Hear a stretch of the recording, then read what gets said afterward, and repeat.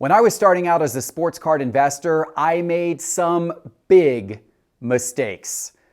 Today, I'm going to tell you my 10 biggest mistakes and how you can avoid them.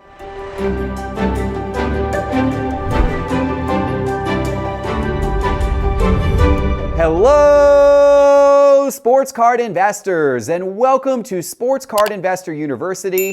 And today, an episode that comes from the heart, because I am here to tell you about some terrible, horrible, no good mistakes that I made as a young sports card investor that cost me a lot of money.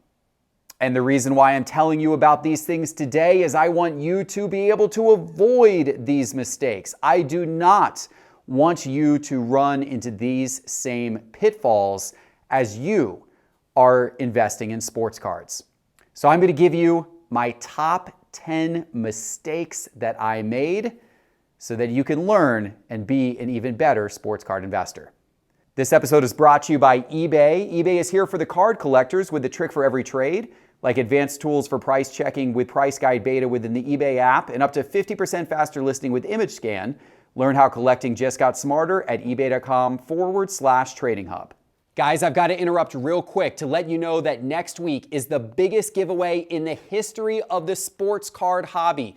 We are giving away almost $40,000 worth of boxes, worth of accessories. It's insane. Our friends at eBay have given us boxes of national treasures and immaculate. We've got Prism hobby boxes. We've got 1996 basketball boxes. We've got MetaZoo from our friends at MetaZoo. Topps and Panini have given us boxes to give out as well, and we're giving it all out as part of our virtual holiday card show, which is free to attend, streaming live on this YouTube channel starting next Tuesday. And what you need to do right now is go register for it, totally free. Just go to sportscardinvestor.com and click on Virtual 2021 in the main menu bar. Register for free, be part of these giveaways and what promises to be an incredible show. So here are the 10 biggest mistakes I made when starting out in sports card investing. Number 10, thinking it would be easy to flip cards for a profit. Well, it's not easy. It takes work. Buying cards takes work, selling cards takes work. When you're looking to buy a card, you got to do research. You've got to figure out what players you're going after, what sets you're going after. You've got to understand the price history of the cards you're going after. And then you got to hunt around for good deals. And that takes work. You can't just go on eBay and quickly hit buy it now on every card listing you find. You got to hunt around. You've got to make offers. You've got to negotiate. You've got to look at other websites. You've got to go to card shows if you have that opportunity. You need to take the time to do the research and find the good deal. And then when you go to sell the card, that also takes work. You've got to find someone who is wanting to pay what you want to sell that card for. And that can be challenging sometimes. Now, of course, you can sell your cards online. You can put them up for auction on eBay and find buyers right away. But then you're going to pay fees. And you've got to take those fees out of the equation. When you're looking at how much profit you can make on a sports card, you have to understand and realize those fees are going to come out of that profit. And then once you've sold a card, you're now in the business of shipping the card to somebody. There may be a customer service element that you have to play if something goes wrong with the shipment. So there's a fair amount of work to buy and sell sports cards. Now, if you're willing to put in the work, if you're willing to do the research, it can be very rewarding and very profitable. Number 9, going too heavy into rookies and up-and-coming players. Yes, when I got into sports card investing, I was entirely focused on ultra-modern cards. I was entirely focused on the up-and-coming players, either the rookies or players from the last couple of years, because I thought that if I could get in on up-and-coming players early who had a lot of potential to have great careers, that those cards would be the ones that would go up most in value. And that's partially true. I did have some home runs. I bought a lot of Luka cards early. I bought a lot of Trae Young cards early. Those cards rewarded me as they went up in value many times over. But there were also many cases where it didn't quite work out. I bought a lot of Mitchell Robinson cards. I bought a lot of Kendrick Nunn cards. Those investments have not paid off for me. And then, of course, Lonzo Ball. You guys have heard me talk about Lonzo Ball on this channel before. I invested a lot of money in Lonzo Ball cards a few years ago.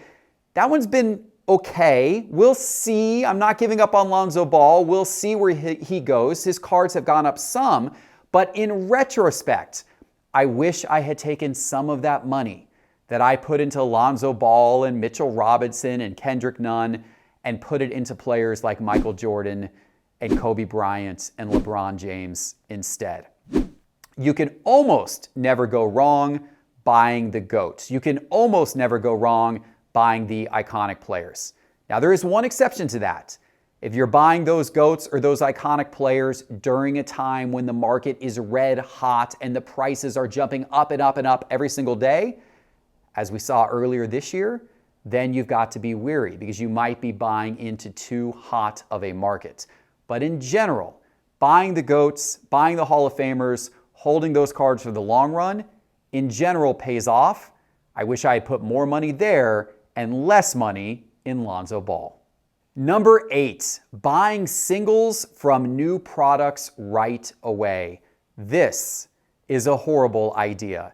If you go into Market Movers, which is our product that tracks the price changes of sports cards, or if you go into the Sports Card Investor app on your phone, when a brand new set comes out, like this next year's Prism Basketball or Prism Football or Topps Chrome Baseball, you will see that as soon as those cards start hitting eBay for the very first time, that all of the first cards to hit eBay are going to sell for high prices. And every day that goes on from that point forward, those same cards will sell for less and less and less and less and less until they finally bottom out.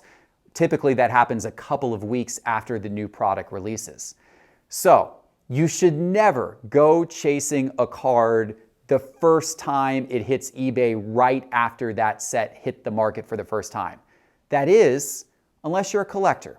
If you're simply a collector of a player and you really want one particular card that you know might otherwise be really difficult to find, such as a low numbered card or a super short print card, then maybe you buy it right away because you're a collector and you just want that card. In fact, personally, I buy a lot of Florida Gator cards the moment those cards hit the market, and I absolutely overpay for them. But I don't really care because I just simply want that particular card for my personal collection. But as an investor, if you're trying to buy those same cards, you're going to be bidding against me as a collector, paying these unreasonably high prices right when a new set comes out. You are far better off sitting on the sidelines, letting the heat around that new set dissipate, and then trying to scoop those cards up a couple of months later. Number 7, assuming most raw cards will grade well.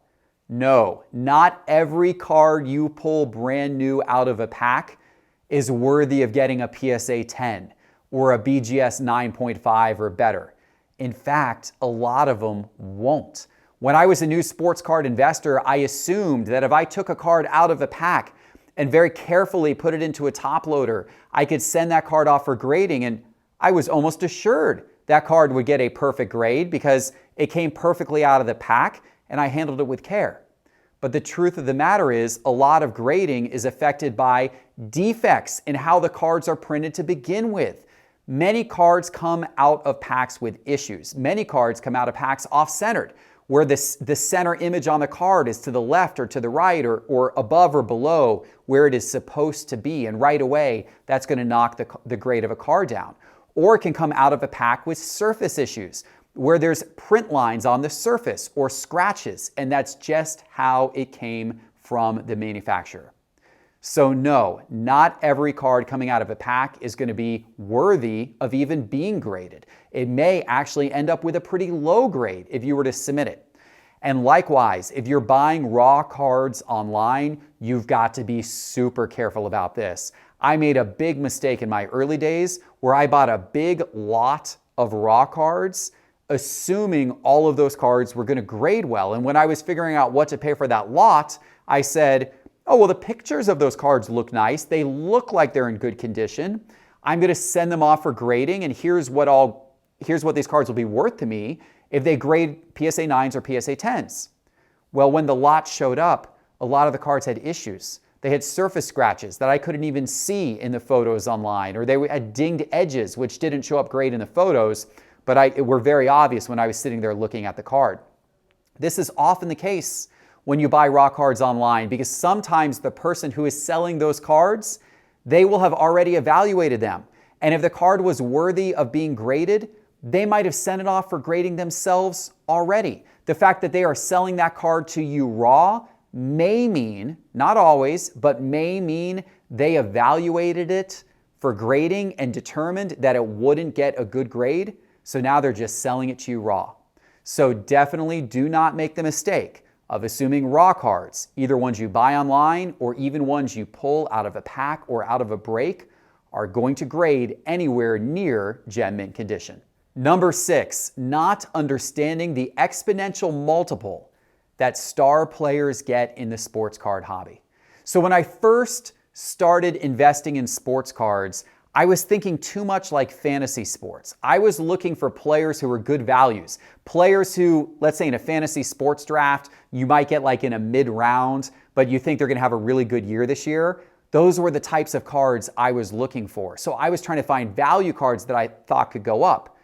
But what I ignored, and what I didn't realize at the time, was that in the sports card world, unlike fantasy sports, there is a super exponential premium on the best of the best players.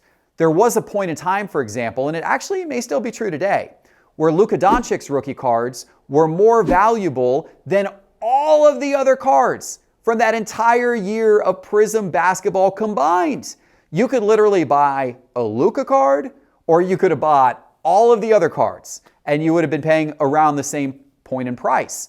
That's because Luka had an exponential value compared to all of the other players. It doesn't mean that Luka is as good as all of the other players combined, but what it does mean is that the sports card hobby places such a premium value on the absolute cream of the crop star players that their prices go so much higher than the next set of players down. It's the same reason why Michael Jordan's cards are selling for many, many multiples of other players like Charles Barkley or Akeem Olajuwon, for example, or why Tom Brady's cards are much more expensive than Peyton Manning's cards, even though Peyton Manning was a great quarterback and accomplished a lot on the field as well. But Tom Brady's cards get extra value because people consider him the greatest of all time. So even a fabulous player like Peyton Manning, his cards don't compare to Tom Brady's prices because of that exponential multiplier that the very best players and cards get.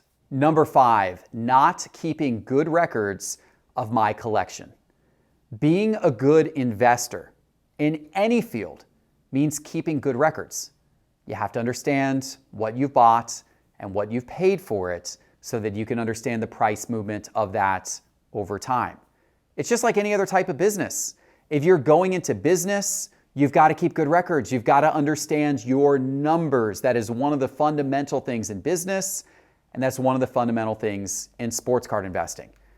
And if you're going to do it the right way, that also means paying taxes at the end of the year on profits you've made from sports cards. And of course, you have to have records to understand that and to be able to translate that information to a tax return and report it to the government. Regardless of how you are handling your sports card collection, records are important because you need to understand how that collection is growing and changing and how the value is appreciating over time.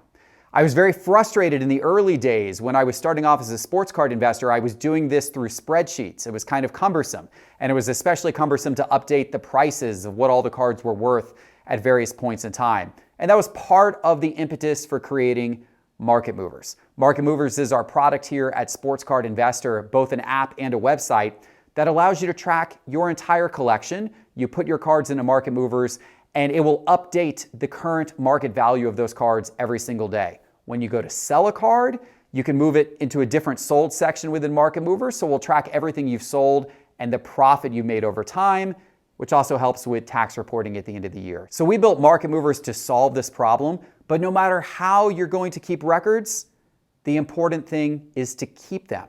If you're going to be a successful sports card investor, you need to know what you bought, what you've paid, and what it's worth now.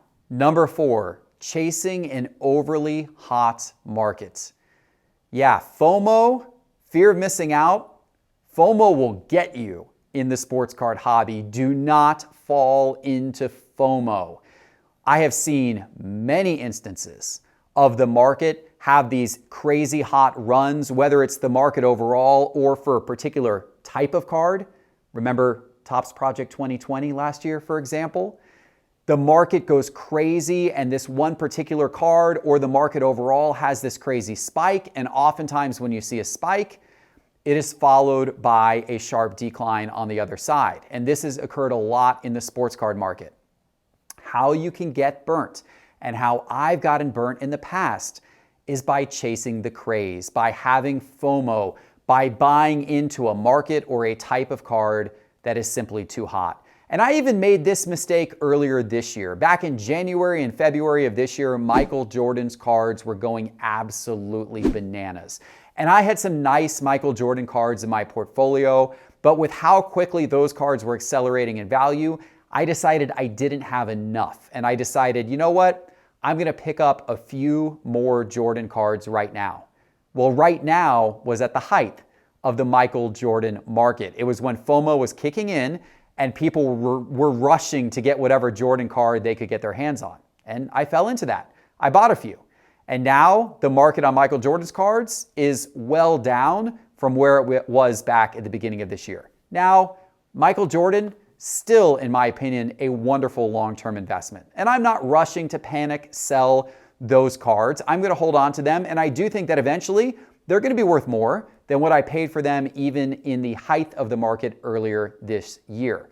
But it would have been much wiser for me to not have chased the trend and instead to sit back, to allow that to dissipate and to say, okay, once this cools back off and comes back down to earth, I'm going to have some great buying opportunities on Michael Jordan cards.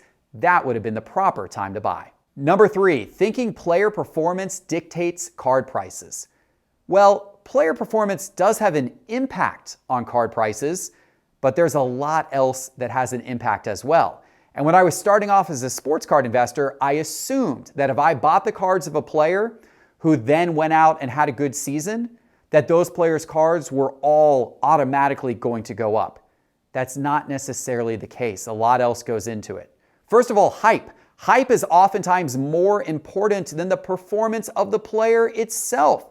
If a player is really hyped, if people are expecting that player to have an incredible season, then even if they go out and have a good season, oftentimes their card prices will fall. We've seen some crazy examples of this. For example, a couple of seasons ago, when Patrick Mahomes won the Super Bowl and won the Super Bowl MVP, his card prices fell.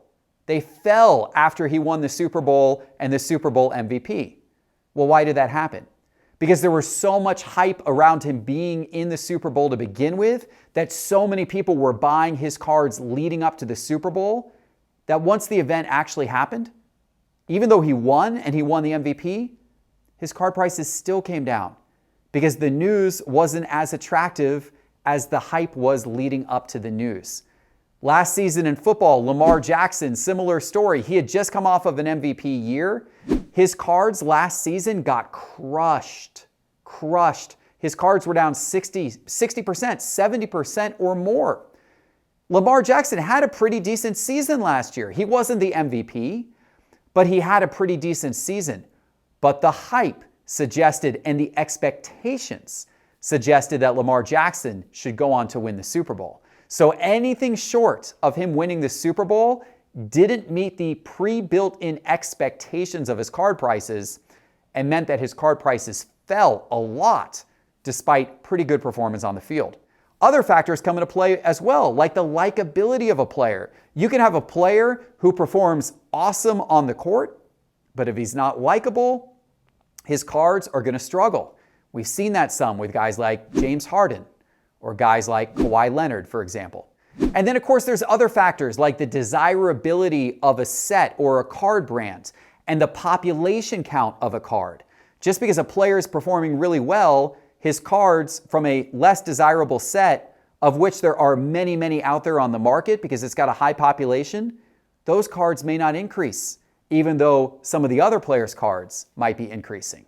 So there's a lot to it, a lot of pieces to the puzzle. It's much more than simply how a player is performing in the game. Number 2, thinking all positions are created equal. When I was starting off as a sports card investor, I did a lot of analysis to find players whose cards I thought were undervalued.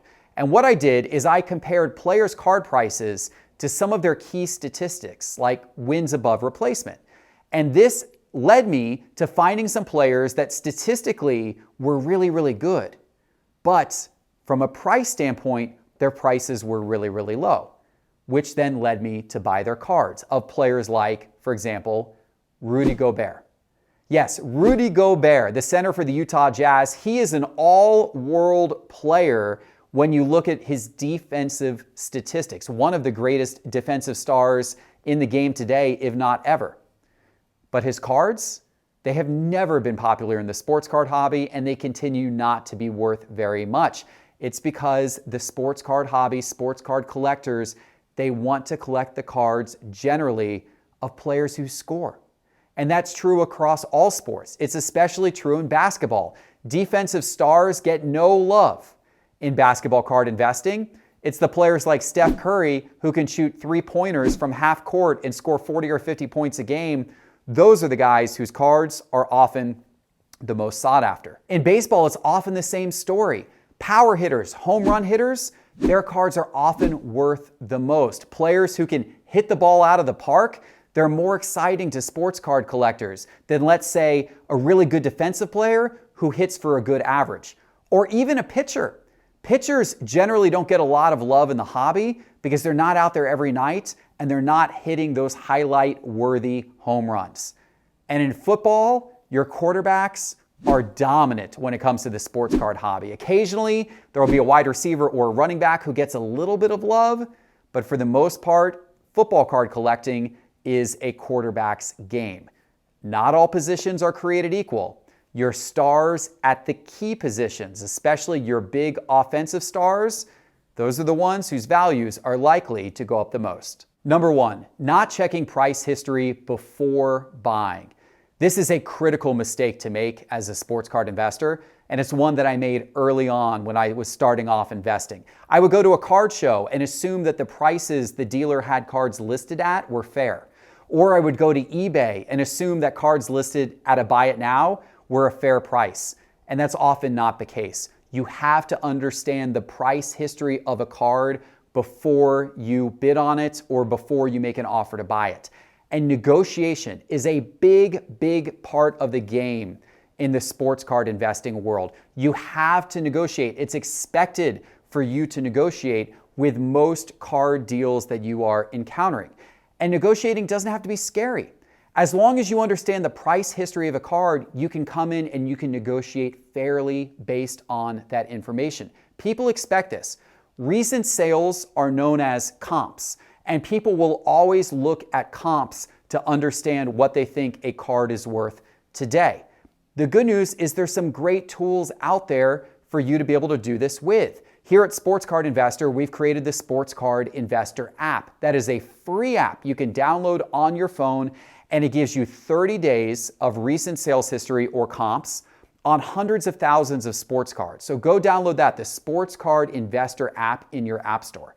And then if you want to get more in depth and you want to have a longer sales history and be able to find comps of cards that are more rare that maybe haven't had recent sales, that's where our other product, Market Movers, comes in. There's both the Market Movers app for your phone as well as the Market Movers website that contains, in many cases, years of history on different sports cards across hundreds and hundreds of thousands of different cards across different sports, players, sets, etc. Tons of good information to dig into. So next time, before you go to a card show and make an offer, or before you click that make an offer or buy it now button on eBay, make sure you're understanding the comps so that you can make the right offer. Check out the Sports Card Investor app in the App Store or go to sportscardinvestor.com and click on Market Movers in the main menu bar for more information about Market Movers. All right, guys, I hope you learned something from this top 10 mistakes What mistakes have you made? Share in the comments below. It will be helpful for you to share because we can all learn from the mistakes that each of us have made. I look forward to not making those 10 mistakes again, and hopefully now you won't either. Please hit that subscribe button. Please hit that little bell icon so we can bring you more content just like this. And until next time, take care.